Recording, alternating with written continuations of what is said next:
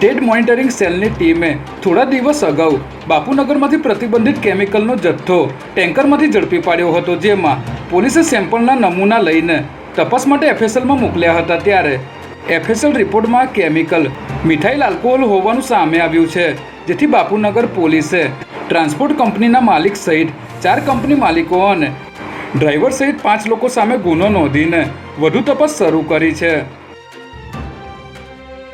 સુરતના કિમ કોસંબા વચ્ચે મોટી રેલ દુર્ઘટના કરવાનું કાવતરું નિષ્ફળ ગયા બાદ કેન્દ્રીય અને સ્થાનિક એજન્સીઓએ તપાસ શરૂ કરી હતી. ત્યારે સુરત ગ્રામ્ય પોલીસ અને રેલવેના સૂત્રો પાસેથી મળતી માહિતી મુજબ આ ઘટના પ્રથમ જોનાર રેલ કર્મી સુભાષ પોદાર જ આરોપી હોવાનું સામે આવ્યું છે, જેમાં આરોપીએ સોશિયલ મીડિયામાં પ્રખ્યાત થવા તેમજ પ્રમોશન મેળવવા માટે જાતે જ પેડલોક કાઢી આ અંગે ફરિયાદ કરી હતી.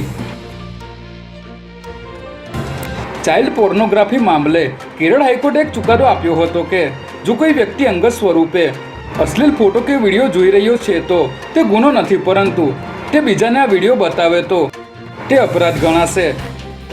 આ નિવેદન આપતા મદ્રાસ હાઈકોર્ટે એક આરોપીને નિર્દોષ જાહેર કર્યો હતો, જેને પગલા ચુકાદાને પડકારતા એક NGOએ સુપ્રીમ કોર્ટના દ્વાર ખટખટાવ્યા હતા. ત્યારે સુપ્રીમ કોર્ટે મદ્રાસ હાઈકોર્ટના ચાઇલ્ડ પોર્નોગ્રાફી સંબંધિત ચુકાદાને આજે ફગાવી દીધો છે અને ચાઇલ્ડ પોર્નોગ્રાફી ડાઉનલોડ કરવા કે જોવાને પોક્સો હેઠળ અપરાધ જાહેર કર્યો છે.